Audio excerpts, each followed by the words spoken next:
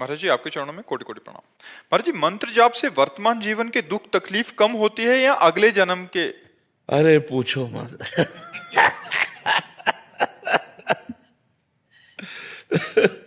इसलिए कह रहे हैं कि अगर कहेंगे तो विश्वास नहीं होगा,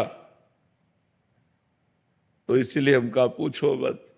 अगर हम कहते हैं कि दुख मिट जाता है तो आप उंगली हमारे ऊपर उठा दोगे। तो अगर कहोगे मंत्र जपने से क्या दुख मिट जाते हो, अगर हम कहते हैं हाँ, तो आप कहोगे आप ही भोग रहे हो, अभी तक क्या मंत्र नहीं जप पाए क्या? बात यह है कि पूर्व जो प्रारब्ध निश्चित हो गया है उसे भोगना पड़ेगा। जिसे प्रारब्ध कहते हैं उसे भोगना पड़ता है। जो नया कर्म है और जो पुराने संचित कर्म है, ये दोनों नष्ट हो जाते हैं भजन से। प्रारब्ध नष्ट नहीं होता, प्रारब्ध भोगना पड़ता है। रामकृष्ण परमहंस जी के गले में कैंसर था, बड़े बड़े संतों के शरीर में पीड़ाएं देखी गई। अगर भजन से सब पीड़ा नष्ट हो जाती तो भजन करने वाले को किसी को पीड़ा ही ना मिलती। आप विचार करके देखो, जितने बड़े बड़े संत या कोई भी भगत है, पीड़ा से युक्त पाया जाता है, क्योंकि उसके प्रारब्धों का नाश होता है। पूर्व संचित कर्म भस्म कर देते हैं भगवान, और क्रियमाण माने वर्तमान में जो हमसे गलती होती है उसे क्षमा कर देंगे। लेकिन जिस समय हमारा शरीर बनाया गया था, उस समय जो रखा गया है कि 20 वर्ष में तुम्हारा हाथ टूट जाएगा, 25 वर्ष में तुम्हारा सर फूटेगा, तुम्हें कैंसर, वो सब होगा, वो सब होगा, चाहे भजन करो या ना करो, उससे कोई फर्क नहीं पड़ता। तो ये बात हिम्मत करके, हाँ ये जरूर है कि भगवान थोड़ा सहने की सामर्थ्य दे देते हैं, सहने की सामर्थ्य देते हैं कि उसी को हम रो के काटें या उसी को हंस के काटें। तो जब हम भजन में चित्त जोड़ते हैं तो थोड़ा आनंद में जीवन होता है, लेकिन भोगना पड़ता है। अवश्य में वो भोक्तव्यम कृतम कर्म शुभाशुभम, भोगना पड़ता है। इसीलिए सबको भोगना पड़ता है। इसीलिए कहा जाता है डरो पाप कर्म मत करो, क्योंकि कर्म बन गया तो भोगना पड़ेगा।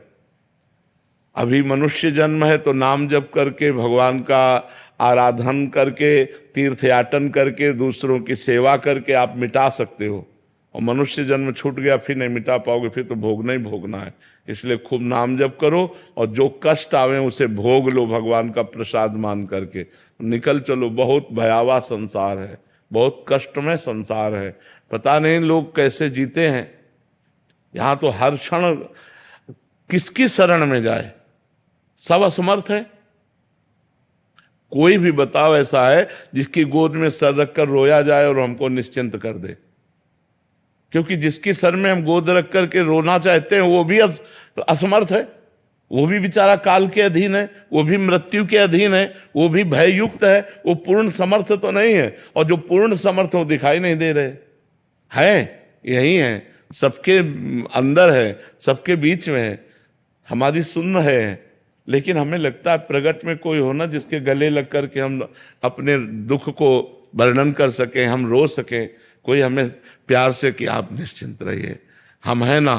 वो ये करते नहीं हैं, छुपे छुपे डोलते हैं, पर्दे में रहते हैं माया के। देखो एक सीमा है जहां तक तुम्हें भजन आनंद, और जब असीम आनंद की तरफ बढ़ोगे तब तुम्हारे तन मन प्राण सब पर भगवान का अधिकार होगा। और उस समय राम का किया मीठा लागे, ये बात आना बहुत कठिन है। हरिनाम जपने वाले महापुरुष को 22 बाजारों में कोड़ों से मारा गया। क्या अपराध था? 22 बाजारों में कोड़ों से मारा गया। हरि बोल मार कोड़े उनके सुकुमार शरीर की धज्जियां उड़ा रहे थे। 22 बाजारों में मरा जानकर गंगा जी में फेंक दिया। ये है जब श्री कृष्ण से प्यार करोगे। बैलेंस बना के चलोगे तो ठीक से रहोगे। भजन भी किया और भोग भी भोगे और संसार में है। और अगर उनके चिपकना चाहे प्रीतम प्यारे, तो फिर